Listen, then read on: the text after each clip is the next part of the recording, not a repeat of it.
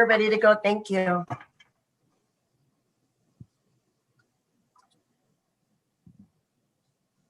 Welcome to San Diego City College's first virtual student forum on with voting. And so I wanted to welcome you. I'm Lori Oldham from the Office of Student Affairs. And I'd like to introduce to you our guests who are also experts in this field, our two political science professors. I'll start with Dr. Nicholas Boucher. And so I just want to give you a little bit of, excuse me. Nicholas Boucher is Associate Professor of Political Science at San Diego City College since 2016. He obtained his PhD in Political Science from UC Riverside with areas of specialization in American politics and mass political behavior. His dissertation was on race and political party organizations. He is also a published poet, a gigging musician, a bike builder, a novice woodworker, and he's a little stressed about this election, as I think all of us are. And then our other facilitator today is, there we go. You'll forgive me, I am working this as a replacement. Okay, there we go. Welcome to Masahiro Omei, and we refer to, we call him Masa or Professor Omei or Dr. Omei. He's an associate professor of political science. He started his academic journey here at San Diego City College. Masa then continued to finish his BA and MA in government at California State University, Sacramento, and a PhD in political science at the University of California, Riverside. He is originally from Kyoto, Japan, but he calls San Diego his second home. Masa enjoys cooking, hiking, camping, rock climbing, and you're wondering, yes, he loves sushi, and yes, he does have a black belt in Okinawan karate. So, oh my gosh, we don't want to mess with you. Thanks for having me. Yes, thank you both for being here. I'm going to go ahead and let you all begin. I'll let you start that. Great. So we're going to try to keep this very conversational. And we have your comments coming in with the live chat, and we're going to be having those kind of trickled in as much as they're relevant or a take that we think will move the conversation in an interesting direction. I will share my screen here and put up the agenda. We're going to try to limit some of the visuals here as well, so we're not messing with technology too much. But here's the agenda. We're going to try to break it down into about 4 parts, but Masa and I and Lori are not afraid to kind of muddle these sections and have it be messy conversations, because as we know, conversations about politics are often not very tidy. They're messy things. And so to have these conversations, you often have to get comfortable in that mess. So that said, we're going to start off with, how do you participate? We'll talk about the process. We're going to try to give you some rubber meets the road details to try to get you comfortable with the process in terms of registering, voting, where to drop off your ballot, where to vote early in person if you choose to do that. Remember to wear a mask, things like that. And then in about 15 minutes after that, we're going to move into how to get informed.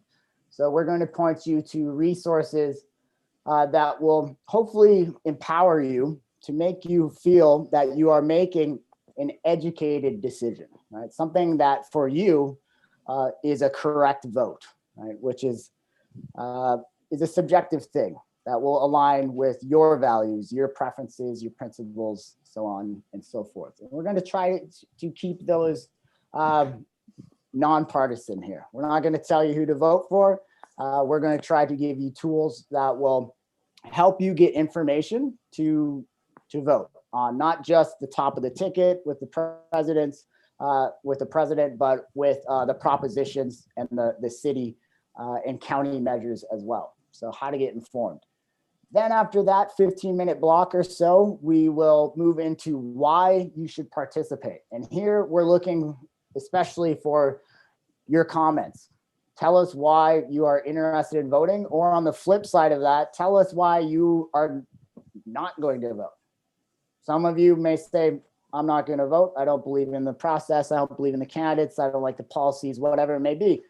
But give us a chance to speak to that skepticism or just that hard-boiled cynicism, and we'll try to put some cracks in that to try to motivate you on that, right? Some gentle pressure. So why you should participate. And then the last 15 minutes, we want to leave enough time for just a free-for-all for things for you to tell us in the chat, starting there, things that we didn't get to that you wanted to discuss. And we're going to try to, again, keep it pretty conversational here. Masa, do you have anything else to add on that, or Lori? Or No, I think we're good to go. Okay, sounds good. All right, so let's get to it. We're going to start with voting, recognizing that participation, political participation, is not just voting. And we're going to get into other realms, but we're going to start with voting. So in California, these are the qualifications. You have to be a US citizen. You have to be a California resident. So these are coupled with layers of law, including the law for establishing residency, being in here for a whole calendar year, engaging that process, and so on.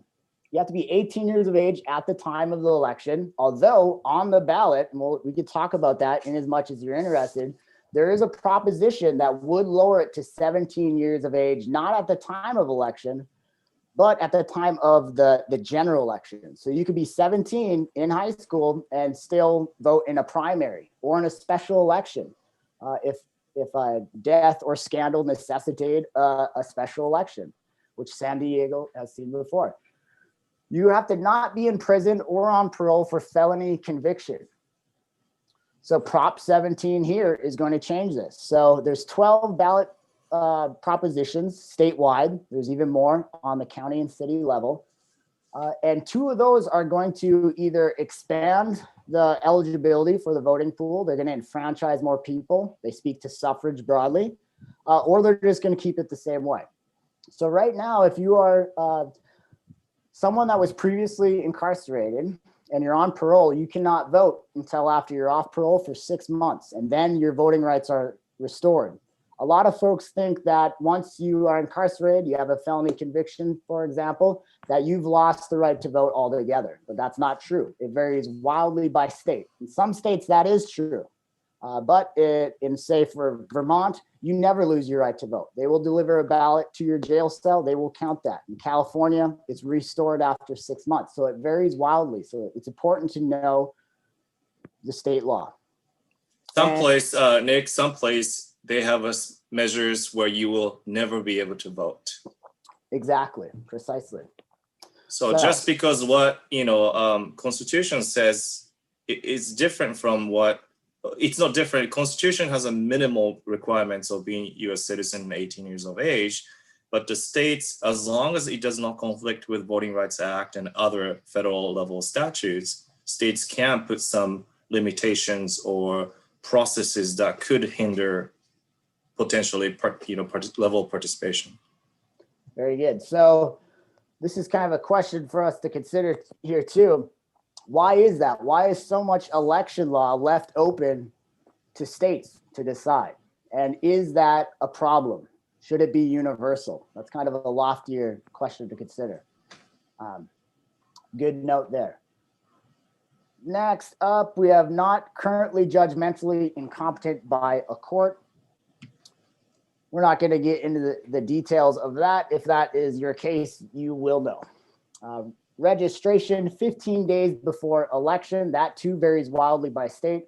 As Masa said, a lot of these things are left open to state law by way of the 10th Amendment to our Constitution, reserved powers, election law, administration, registration included, polling locations, times, whether or not you can vote by mail. All of that varies wildly state by state. There is an exception to that called conditional voting, as well as asking for a provisional ballot. That is to say, if you are not sure if you're registered, or you are sure you're registered, but you show up to a location and they say you're not on our registration list, you can ask for a provisional ballot. That poll worker should give you that ballot, and you should be able to vote. And once they clear your registration, they will count your ballot. So know that. And there is no current ID requirement to vote in California. Anything else you would like to add there, Masa? I think you covered pretty extensively, but the key is, especially students are moving from different states. We do have sizable military or military dependents, so it's good to know the local laws and statutes that are beyond federal requirements, so that you wouldn't. Some states, I believe, they would do the opt-out, or you get purged if you are not, continuously voting. So it depends on the states. You might be moving out to different states, so it's always good to check way before election happens. That's a really good reminder there. Thanks, Masa, on that. So I guess we could maybe say that you should check if you're registered, right? And we're going to point to some resources to verify that. When in doubt, register again. You cannot over-register, right? So there's a question from a viewer, Nick, about ID requirements. What would no ID requirements do? That could cause a lot of fraud. Concerns about fraud, election fraud, and ID requirements. Do you want to start with that one? I have my thoughts on that, but.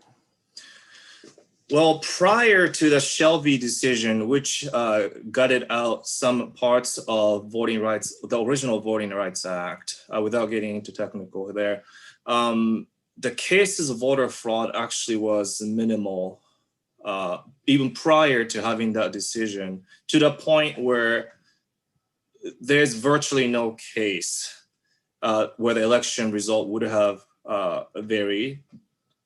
So statistically speaking, as I studied that, it happens, but it doesn't affect the outcomes, I guess, is what I'm trying to say. Doesn't mean that no system is perfect.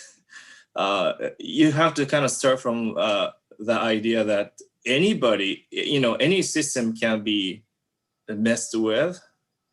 Nothing's perfect, but I think the current measures are sufficient to say that there's integrity in the system, is how I would see this and answer this question. How about you, Nick? Exactly right. All the studies I've seen on that point to that fraud does not occur, especially in enough numbers to make a difference in terms of electoral outcome. Right.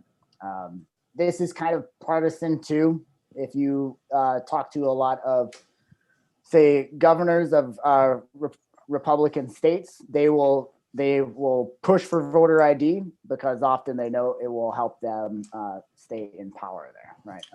Because it helps them, right? It just breaks that way. If it broke the other way, that voter IDs meant less Republicans coming out, we would probably expect rationally that Democratic governors would push for this as well. But we don't have evidence for that. Another thing about this ID law in some states is that it may disproportionately affect younger folks, especially students who have two addresses. If she is going to college in one, different area or different county or different precincts, and have to have a certain requirements about address, the studies I've seen definitely affect the younger folks who are more likely to move, as opposed to older folks who's more rooted in where they're living currently. So that could be a non-partisan reason. It could be partisan because the age does have a correlation with a political affiliation, but there are a whole host of reasons why this could limit or reduce the political participation, and it's opposite of what the democratic process is supposed to encourage. So there's another question. I don't know if maybe this could be a later question. Student is asking if somebody is a first-time voter, is there any tips that we can give them? Oof, there's a lot of them in each section, from getting familiar with the process to resources to get to know the candidates across all the levels of elections, as well as the propositions, local measures. So I don't have a specific one concise answer on that. Do you, Masa? I often get a lot of younger first-time voters have expressed in the past this point where they are afraid to vote wrong. I wonder, I don't know if you have ever come across students say, I'm not sure what to vote or how to vote, so I don't want to vote wrong. But I think if you can, this kind of relates to the later parts, but if you personally can process, and understand the consequences of your choice as much as you can, I think that's the right vote for you. Like Nick said in the opening, what is the right vote for you? You would only know. We can't tell you what is right for you personally. So think about the information that you are getting when you're making decisions. Where are they coming from? How credible they are? Then make best informed decision that you can make. At least try to do that. That could be a one. We could, if you follow up with us in email, we can send you to some of the resources that in more detail as well. Very good. So those are the California qualifications. And a reminder, as Masa said, if you are from out of state, be familiar with whatever state you might be sending a ballot to, right? You might have an absentee ballot from, say, Minnesota, Wyoming, wherever it may be, and be familiar, especially with their deadlines on when they need that ballot. That varies quite a bit. So in California, they can get the ballot as late as 15 days after election. It still will be counted. In some states, it's only 3 days after November 3rd. So be familiar with that. Moving on to how to vote. Broadly, you need to register. We encourage researching. How much you research, that is up to you. Then you vote. Hopefully you correctly fill it out and you submit your ballot. You don't leave it laying around. And then also optional, you can verify that it was counted.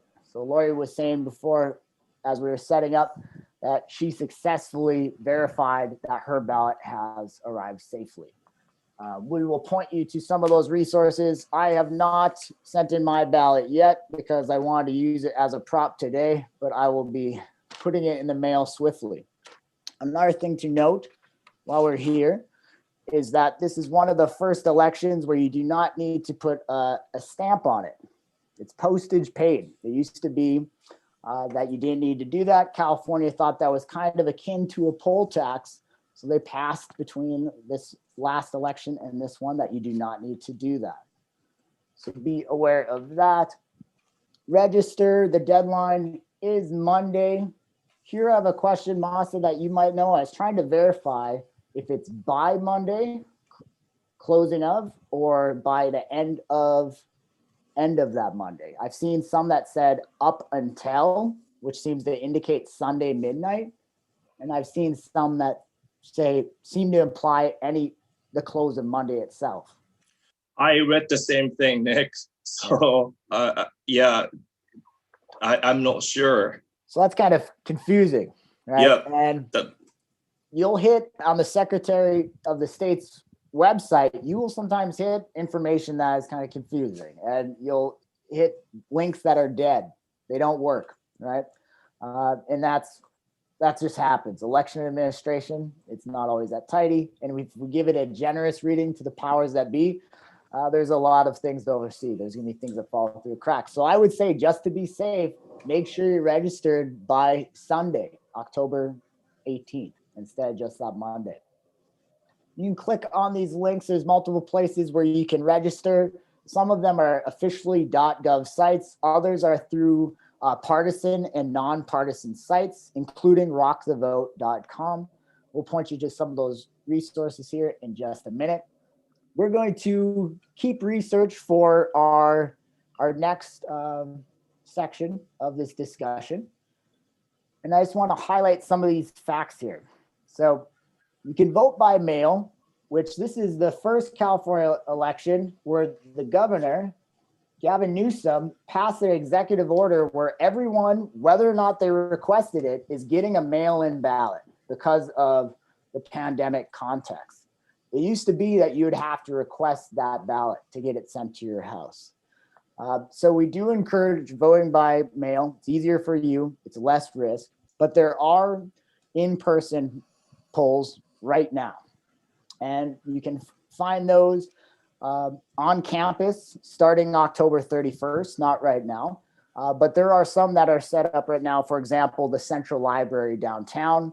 You could vote there today up until 5 o'clock. But again, if you are using that in-person option, you should mask up, practice social distancing, all that good stuff. And then lastly, if you wish, you can verify your ballot to make sure it was counted there. I'm going to transition to show you some of these resources. One of them here uses a little bit of expletives to get your attention. You type in your home address. We're going to use City College for an example. It has a very user-friendly interface, and it will verify what I just told you. You can vote early starting October 31st into November 2nd, the day before election, up until 5 o'clock right on campus at the Harry West Gym. You can also drop off at the Central Library or vote in person at other locations. Right? So check that out. It will vary based off your address. Getting into or previewing the next section, if you want to get informed, you can stay on this site as well. It will tell you about candidates all the way down to school board level. Right? So this is why it's important to type in your address. You might have a different slate of local candidates, whether or not you live in Chula or whether or not you live in City Heights or in East Village, Miramar, so on and so forth. So make sure you're typing in your address. You can also use some, let's see here. I'm going to switch back. You can also use some of these material examples. Excuse the green screen flub there, but these will be coming to your house, and these are nice in that they're not partisan. These are voter guides. You can't really see that one. There we go, beautiful. You can use these and they will tell you pros and cons, as well as some research on their economic impact. And they will tell you who's writing the for and against on the specific proposition. And these come to your house. And you don't have to worry about as much slant as if you went to a partisan voter guide. Masa, do you have anything to say on some of the process there?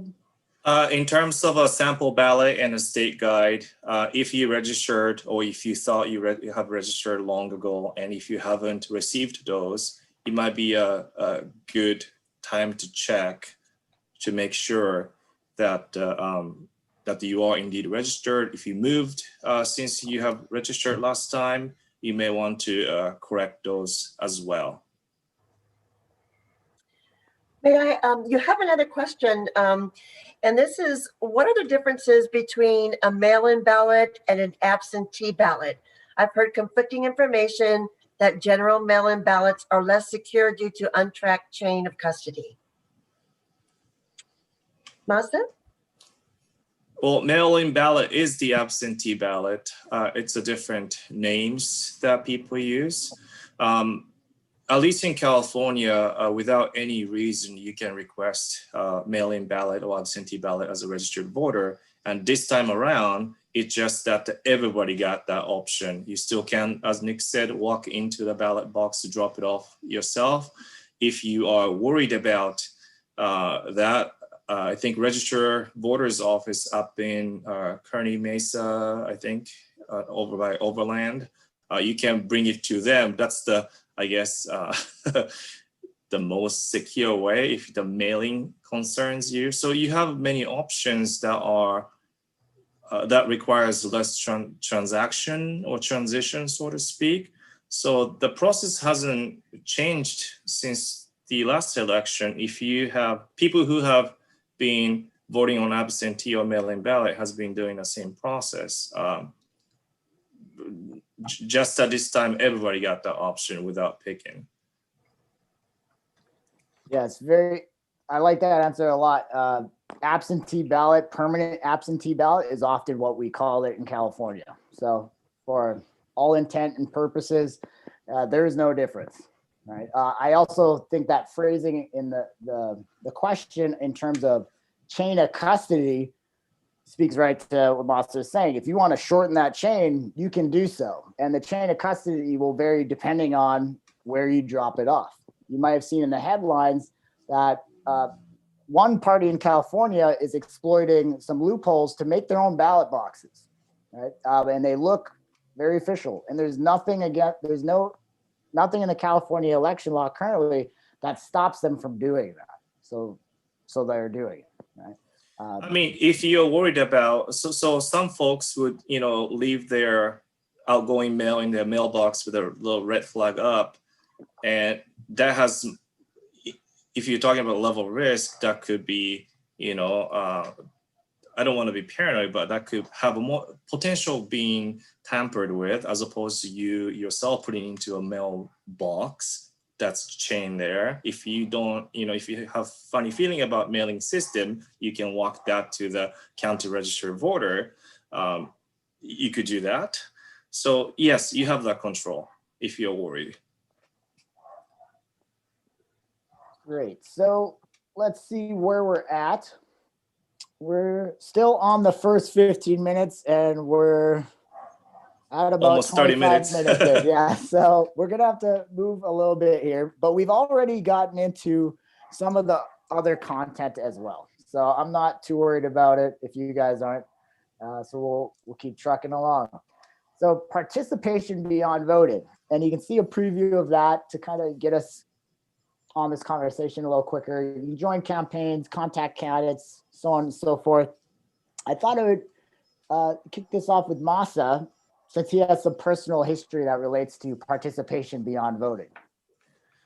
So my home country doesn't recognize dual citizenship. So I still retain Japanese citizenship, which means I don't have an American citizenship, which means I can't get to vote. But democratic participation isn't defined by just the voting part. It is a critical and important part. But if you are in a similar situation as me, where you're not eligible voter, you can still participate by way of doing phone banking, for example, which I have done in the past as I was interested in the American electoral system early on when I was a student at City College. I have done that. You can do for particular propositions, initiatives that you care about. You can do that for a candidate you're interested in. You can do a precinct walking, though it's a bit risky now with the current pandemic, but under normal circumstances, knocking on the door, saying hello to potential voters, you could do that. Federal election laws do allow permanent residents to donate money to a candidate. That you could do, though I don't know, nowadays, donating money could be challenging to many of us, but that's something we could do. Talking to friends about elections or political process in general, or taking our class and being part of the discussion, discourse, that's another thing. So there are a bunch of things you could do while you wait to become American citizen, if that's what you want to do, or even if you're not intended to do but interested in participating, there are many things you can do to be part of it, as I'm doing here currently as we speak.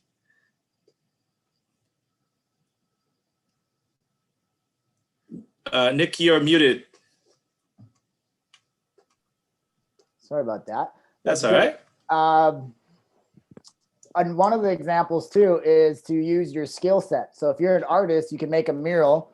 My background, I don't know if you can see it, but this is a mural that's on University Avenue in City Heights. So like 5 blocks from my house, drove by. This used to be a blank wall. And I assume they got some permission to do that. Just the huge mural that popped up in the last month. So if you're an artist, broadly defined, use those skills to try to encourage folks to be aware and to participate. Nick, there are a couple of questions here from the viewers. First one is, what's the importance of voting in the primary elections? I guess I'll start with that. That is your first opportunity to narrow the field of candidates, right? So you might be looking right now and say, I don't like my choices. It gets narrowed down to 2, largely. You might say, well, I see other candidates, including Kanye West on here. That's true. But for all intent and purposes, you largely have 2. And if you don't agree, just Google Duverger's law. There's a French theorist named Maurice Duverger, and we don't really have it at the top of the ticket. Sorry to say, third-party folks, that under the current rules, it's not possible for a third-party president, right? Yeah, Masa? Oh, I was going to say, it's very unlikely. There are some foreign examples where if they have a very heavily rooted local party, that's the exception, that the third party could have some seat. You can think about like Irish Republicans or Scottish Nationalist Party that could. But then again, the electoral system is so different from, the single member way of voting right now. It's really unlikely that we would have third party winning sizable seats and representation. There we go. You get 2 political scientists in the room, ask the question, you get 2 different answers. Moss says very unlikely. I'm going to put my money down on not possible. Under current law. Yeah, current law. In the United States, it's probably impossible. But, there are foreign country examples. Great Britain is one. India and the Philippines, I think, are some examples of, they do have a similar system to ours, but they do have more than 2 parties, but those third parties don't have de facto political power. Just sorry, Nick, this IR thing's oozing out. No, you don't have to apologize. I love it, right? Can I say something about the primary though? So the California has changed the law where the primary is done by the top, general election is done by the top 2 vote getters of the primary elections. What I'm trying to say is that some of the congressional elections that you're seeing in California, there are 2 Democrats or 2 Republicans in general elections. So you think about if you are in those districts, primary becomes a very important process in narrowing down a candidate. So just to know that California primaries are, sometimes it's really the place where future outcomes are very heavily dependent on. Exactly. So if you look at the top, sure. There was one more question. To make sure I can use the ballot I received by mail and take it in person to a poll, correct? Yes, that is always true. Not just this time. You can always do that. You could have, under normal circumstances, you may have received absentee ballot or mail-in ballot. You can still take that to a polling place on regular election day. That's true. Thank you. Great. So in short, primary is important because you get to narrow down the candidate field. That's what I would say there. Why isn't Bernie Sanders on the ballot if you would like them on there? Perhaps because his base didn't turn out enough there, right? Without getting into all the mess of conspiracy around that, right? If you want to get into that, check out a political scientist named Cohen. His last name, Chohen, Cohen. He has a concept called the invisible primary. It's a political science scholarship that talks about some of the problems with primaries. Great. Let's see where we're at.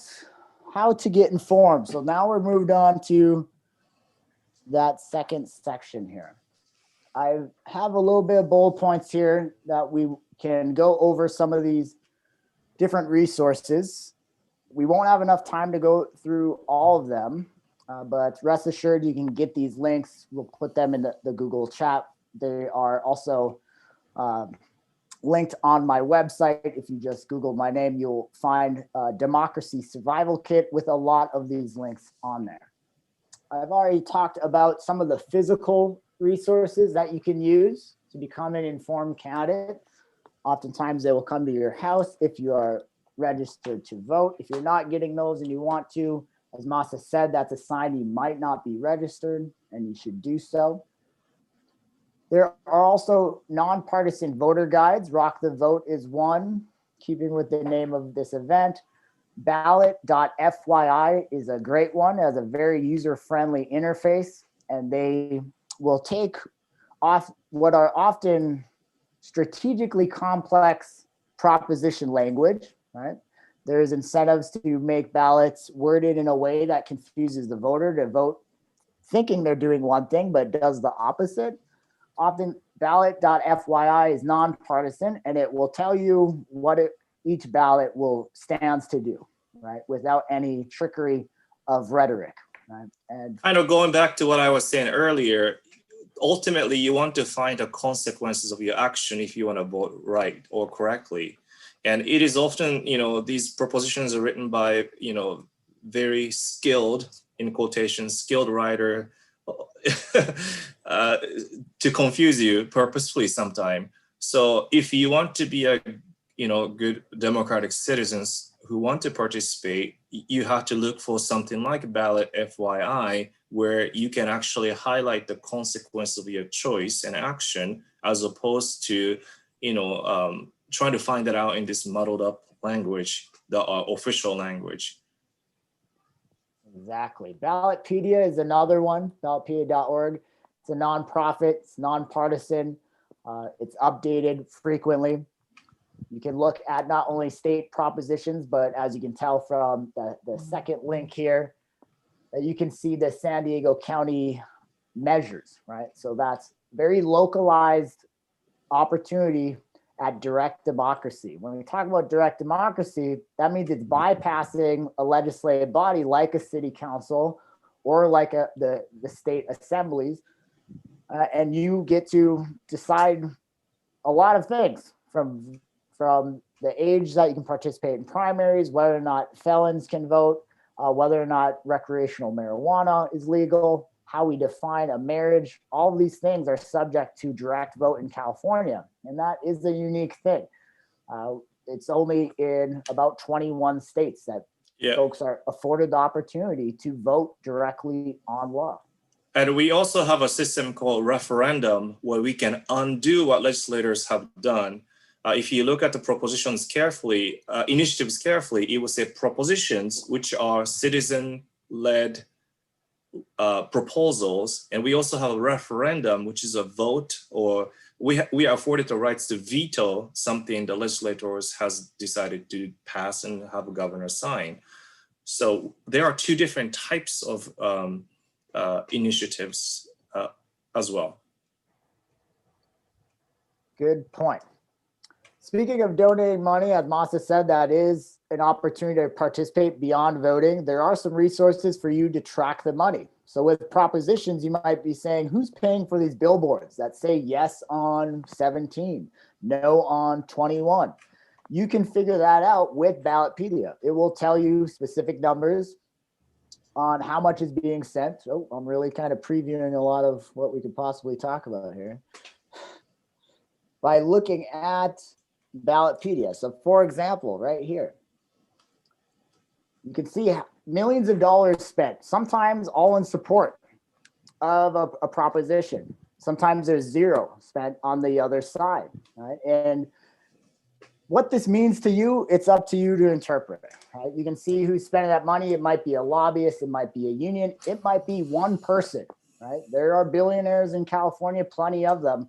And sometimes they will bankroll a media campaign under very strategically misleading names, right? It might be the owner of an application that if a law passes, it's going to hurt their bottom line, and they will put millions of dollars behind it, right? If you're interested in those types of dynamics that are ethically dubious at best, you can dig into that by looking at Ballotpedia as well as opensecrets.org. And if you're following the money further behind candidates and super PACs, Google all these terms. If you're unfamiliar, you can also go to the Federal Election Commission to track hard money. Right? Well, thinking about this money spent, though, you can kind of, if you're interested, you can see which one are, believed to be controversial or have very split opinion on things by looking at, if there are two sides that spend so much more money than other propositions, you can kind of trace that if you're curious about these measures as well. Very good. Can you guys see ballot.fyi right now? I just want to make sure. Yeah. You can see that's it? On the yeah, that's on the screen.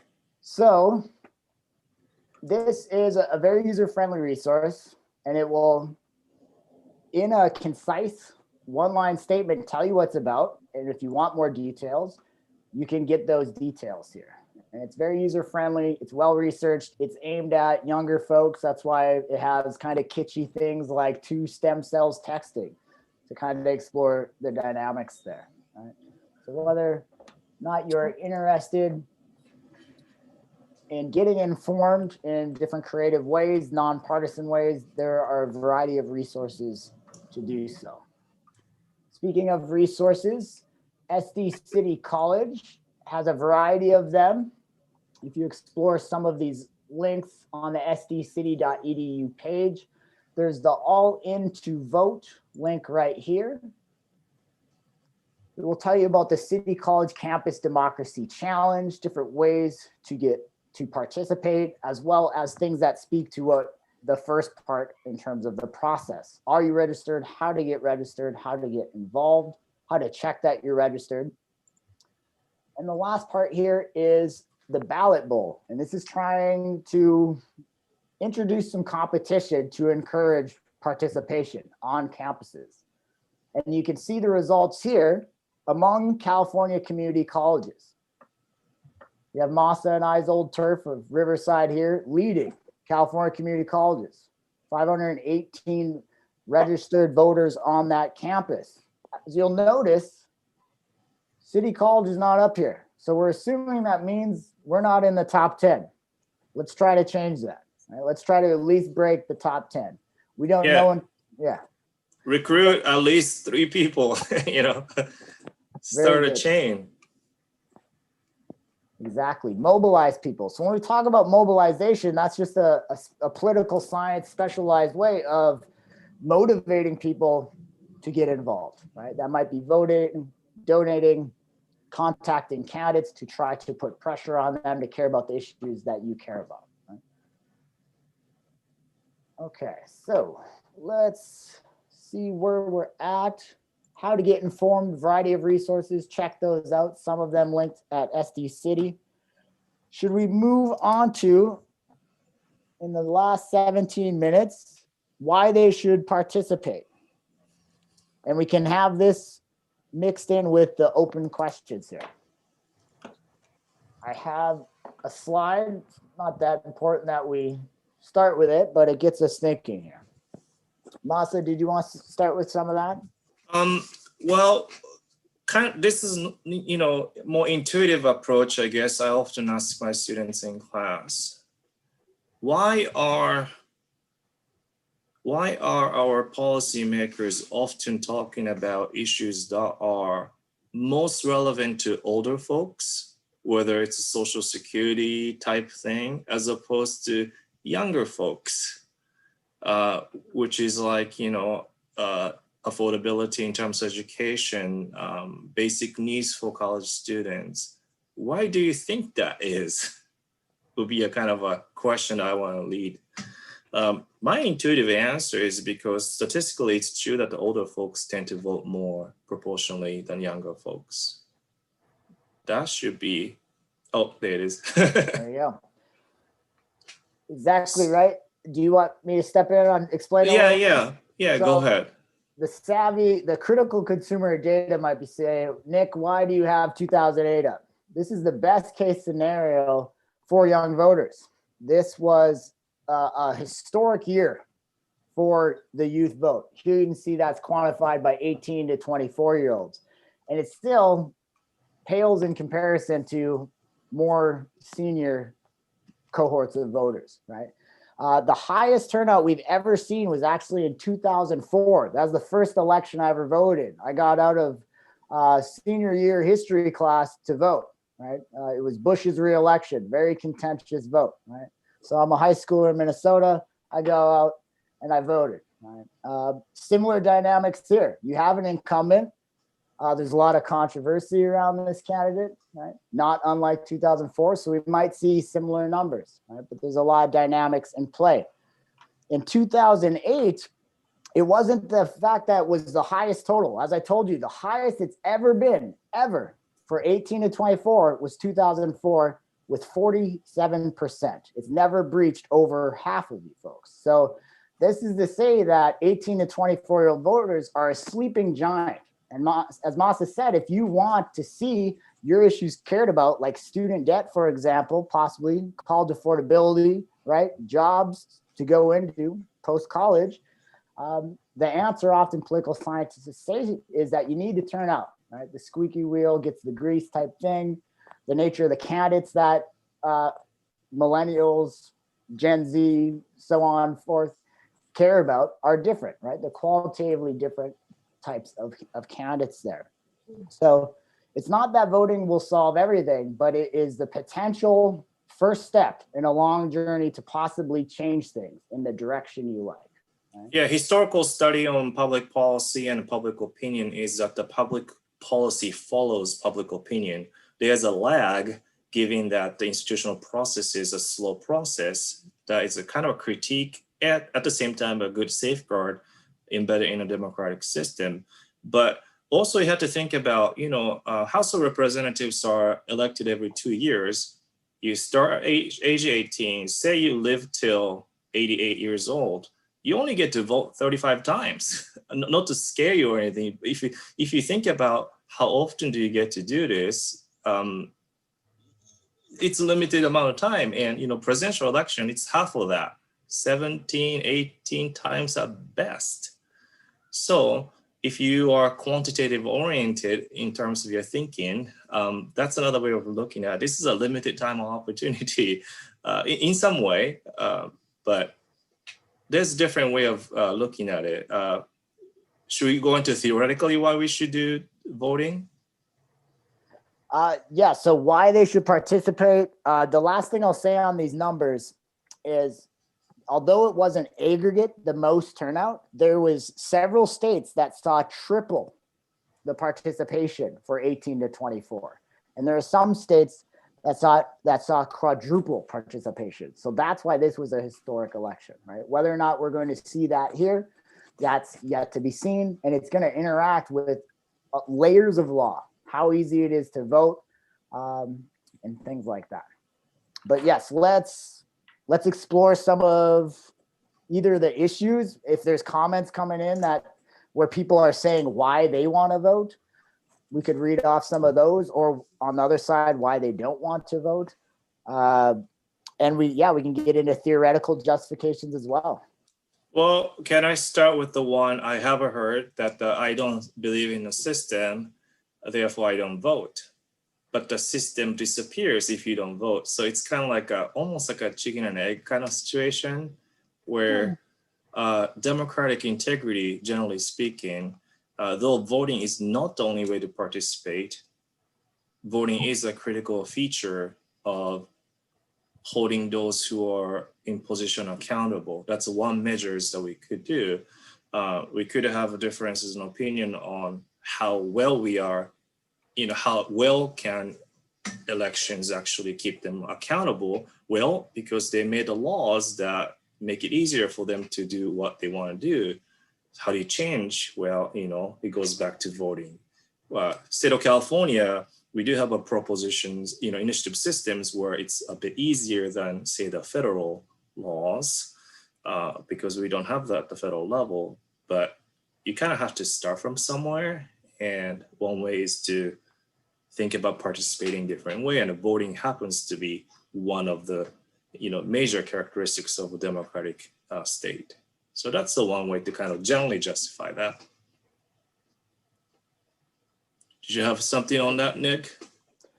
Yeah, as folks will know, I often will go to the Twitter sphere or Instagram for some memes that kind of at least capture some sentiments that I think are on point, because folks will listen to anyone but me sometimes on this. So I'm going to show some of that, right? This one just says, I stale politics is such a weird way to spell my rights as a human being. Aren't up in the air every 4 years. I have no problem with the fact that yours are. I agree with this sentiment. I like it. The idea of staying out sometimes is touted as a virtue. People will often want to distance themselves from something they see as a corrupt system, but that just means you're doubling the power of those that are participating, right? And often it's a point of privilege. So if you can look back on the last 4 years and say, well, my life didn't really change. It likely did. You just might not be drawing the points from policy to your lived experience. And we could do that, right? With each of your cases, if we want to do that, right? So know that it is affecting you, no matter whether or not you're aware of it or not. But if your life has remained relatively cushy, you didn't lose a loved one to COVID, you didn't lose your job, you still have your health insurance, all these different things, that is a point of privilege that you should recognize, right? And know that not everyone is so lucky, right? So keep that in mind. Another one here says, I'm not even going to read this. You can read it yourself.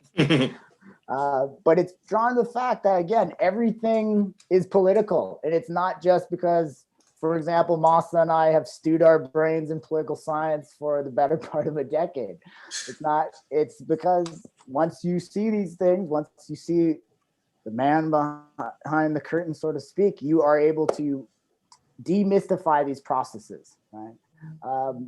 Whether it's property value in San Diego, the cost of healthcare, the cost of very specific things like insulin, all those things are subject to policy, right? From federal all the way down to state levels, right? And we get it. It's very difficult to draw those points of connection from your life and how it's affected all the way up to a president. But rest assured, it is. And also the idea that there's a Stanford scholar named Maurice Fiorina talked about why younger voters don't participate. We don't want to be negative. We understand his finding was that younger people are very busy. They are students. They have to work. They have family commitment. We get that.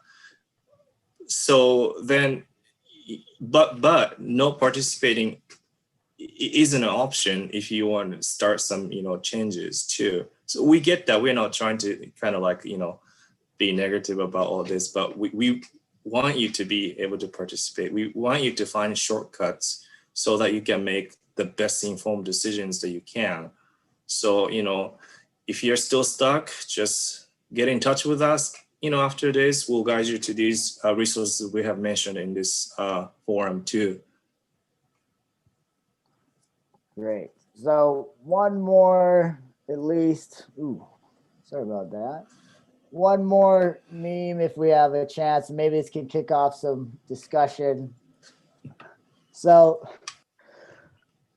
I think we can relate this in a variety of ways. There's no short of headlines. Some of our very alarmist, clickbaity headlines talking about revolution if we do not see our institutions work this time, right? It relates to this idea of peaceful transition of power. There's no short of sound bites from the president that can be alarming, to say the least, right? In terms of if we do participate, if we do our role as voters, will it be recognized at the highest levels, right? And this kind of speaks to that, right? Masa, you have some points? Yeah, our old department chair, he might be a dean now, Sean Bowler from UC Riverside wrote a piece in Vox, I think, highlighting the concept of consent of the losers. The democratic transition in some way requires that yes, I lost this election fair and square by following the rules set forth, by the statutes and so on and so on. So the one example that he used in a particular article was about how George, Bush Sr., when he called up then Governor Clinton saying that, yeah, I lost to you, congratulations. That is a very important democratic feature that it speaks to the fairness of the system, the integrity of the system, and speaks to this idea of peaceful transition if we want to keep a democratic process. So whether, without being partisan, it is a scary thing for political scientists to hear some of the things that talked about changing the rules of how many times one can serve, or, whether one should accept the outcome or not, is very concerning, especially those of us who have studied political violence. Precisely. So we get it. If you feel disenfranchised or disillusioned, more specifically, because you participated in previous elections and you didn't get your outcomes, we understand you. But as long as these systems remain, we very much encourage you to still participate. Right? It's again a first step. Right? As disillusioned as you might feel right now. Right? So we have about 5 minutes, correct? Do we have other comments, things we want to steer towards? Can I just exit out my share screen and we can just talk? Sure. Okay. So do we have any comments? I don't see anything in the chat box at this point. I think we covered all the questions. A lot of them are about processes and concerns about the safety of one's ballot.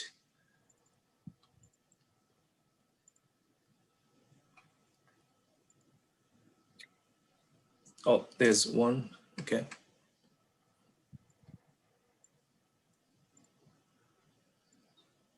So last one that came in. I don't think Trump will refuse to step down, but if he does, it's uncharted territory for us. So we don't know how he will deal with. Yeah, that's true. Nobody knows. Nick, do you have any thoughts on that? I don't know what's going to happen. I don't want to stoke the flames of of discontent, to do a music reference there, because there's plenty of that going on right now. I say it's yet to be seen, and this was part of, as I was saying, I am feeling stressed about this personally, and I think it's good to recognize anxiety, but we shouldn't give into it to the point where it demobilizes us. We shouldn't give into it to a point where we say, I'm not going to vote. Why vote if at the top of the ticket it might not change anything? Right? I don't want to be that cynical. We shouldn't be that cynical. And I think strategically, those types of comments are designed to do just that. They're designed to make people feel the election's already fraudulent to the point you shouldn't participate, or that's already been decided by powers that are larger than you. Right? That's not the case. Let's not assume that's not the case, but it will be the case if you already take it as fact and stay home, right? Or, well, don't fill out your ballot. Stay home, but fill out your ballot, send it in. I have a comment. Oh, go ahead, Lori. No, I was at the last election that we had. I remember being at San Diego City College, and I remember quite distinctly some of the students being shocked at the outcome. And when asked, did you vote? They said no. Mind you, some of them, some of our students, our Dreamer students, and like you, Masa, they couldn't vote because they're not citizens. However, those that could just thought it would not happen. That would not happen, and so they were leaving it for somebody else to decide. Can you both speak to that? Masi, ahead, you want to start Nick. or I'll start that. So polls, right? A lot of that might have been an artifact of polls. You had people like Nate Silver of the 538 blog, who has a really good record of predicting elections. And all the way up until the night, he had 99% likely going, that's already decided, going the wrong way, right? Going the wrong way. He was wrong. And after the fact, he was talking about, oh, it was so close in key states. It threw off my models, so on and so forth. But I would say, regardless of what polls say, go out and vote, right? Because those, again, they vary wildly. They can be wrong, even in the face of stellar econometrics and a lot of fancy models. They can be wrong. Right? So don't leave it for other people, right? It's collective. Your one vote, the higher we get up, likely will not make the difference, right? But collectively, it matters, right? And it's challenging in a state where, you know, for the past so many elections, it has been solidly blue. And the way we elect our president through electoral college system kind of discourages Californians to vote, or they have the luxury of not really going out and, you know, doing the deed.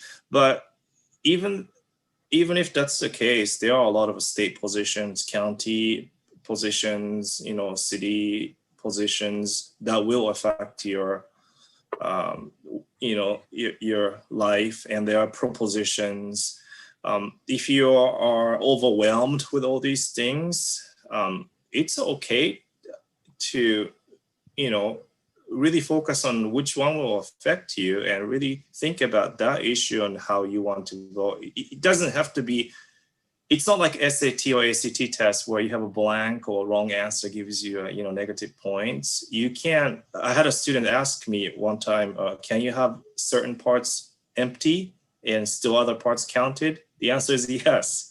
California tried to make abstention as an option through proposition in the past. It didn't go through. That's why we don't have abstain vote. But you can leave it blank on things you're not sure or you don't want to vote on. Not to say that you should do that, but if you feel strongly, you could do that too. Exactly. You can strategically undervote. You might say, I don't know enough on that candidate. I don't have the time to research it. I'm going to leave that blank, right? It's totally up to you. Oh, we had do you want to take a, one of our faculty colleague asked, thought on ballot and selfies and social media posts. Seeing lots of social media posts of friends taking videos while filing out ballots, selfies and ballots, questioning legality of this. Nick, do you remember? I think they changed it that you could do it, right? Yep, you can do that. You can take, in California, again, it varies wildly. What you do at the polls, to relate back to my first voting experience, I was wearing a George W. Bush's devil shirt. It said danger. And I was a little worried that I might get turned away at the polls. And at some places, you can't have type of campaign-y type things. And it would be a problem. But in California, yeah, you can take pictures of your own ballot. You can take pictures there as long as you're not taking pictures of other people in a problematic way, right? That's what, to my I think best the law, knowledge. yeah, I think that law changed kind of recently too about you being able to take a picture of your own ballot markings. I think there was another question about President's comment on call for his supporters to watch the polls. I don't know. I don't want to. The question is pretty broad. In terms, I don't know what the question is about to watch the poll. May I? I think that maybe it has to do with tone and context, because I'm an MSNBC news junkie, and I'll just admit to that. But some of it was to watch the polls, to go to the polls and watch them, was more like weaponizing people to do that, just to say, you know, if you see something, then react. And that's how the news pundits are, at least on MSNBC, were. Mm. So with that, I mean, I don't even know if that's even legal because I don't think people can go in and watch people to vote, but I'll let you two experts talk about that. Sure. So historically, well, one, that will vary how much you can get close to polls, other voters, how you engage with them. That will vary state to state, right? Some are very strict. You can't have campaign signs within 100 yards of a polling location. You can't wear a pin into the booth, etc. So that will vary. Then, but those comments, if you think historically, voter suppression isn't always as explicit as saying you can't vote. A lot of voter suppression pre-Voting Rights Act was informal intimidation, right? And if you have a bunch of folks, especially in open carry states, armed, and they are empowered by comments from up above saying to please be proxy police at polls, that's a problem, right? Regardless of legality, because what's legal isn't always right. And we're seeing things that are exploiting loopholes in election law across states so quick too that state legislatures, state governors cannot react to try to close those things to secure and encourage people to vote and not feel intimidated to vote. So yeah, that's my comments on that. Yeah, Voting Rights Act does specify certain things you cannot do, given the historical experience of many communities who are suppressed. And California, as far as California is concerned, we are pretty good at following the letters and the spirit of the law, in ensuring and motivating and encouraging voter participation. But as Nick said, we can't speak to the situation in other states. These are the things that could scare us political scientists, kind of going back in the history, so to speak. Well, I'd like to thank you both today. Before we conclude, are there any final words? Go vote, get informed, just vote, please vote. Yeah, please do what you need to do. Well, we thank you so much, Dr. Boucher and Dr. Omei. We appreciate your being here and giving some really great insight and some context to the information that you provided. Thank you so much. And for those of you that are out there watching, thank you too. I'm Lori Oldham from the Office of Student Affairs at San Diego City College. Thank you and have a good evening and get out and vote. Thank you. Thank you.